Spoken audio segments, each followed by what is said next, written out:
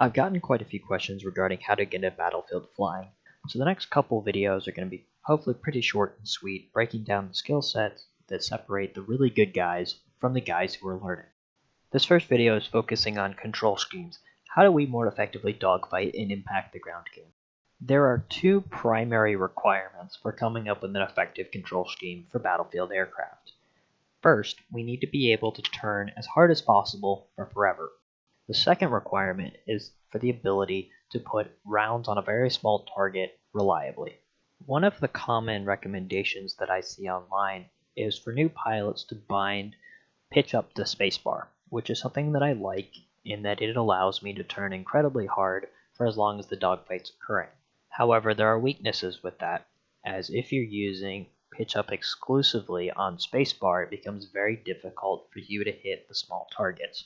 So what I do is a mix of both buttons like the spacebar and mouse. I've bound pitch up and down to the thumb buttons on my mouse, and then I've left the default pitch up, pitch down controls on my mouse, which allows me to turn incredibly hard in a dogfight, and then immediately transition to pinpoint accuracy in order to hit ground targets.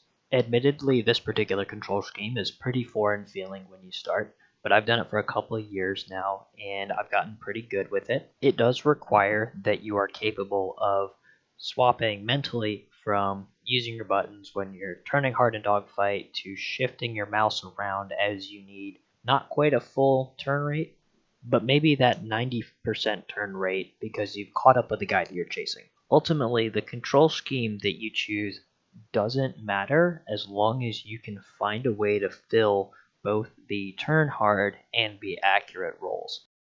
And that honestly is all I have to say about control schemes. So as I said, short and sweet. I hope these are pretty quick. The next couple topics that I want to cover regard gathering information, decision making, priorities, skills that are less about actual flying and more about just being a smart player.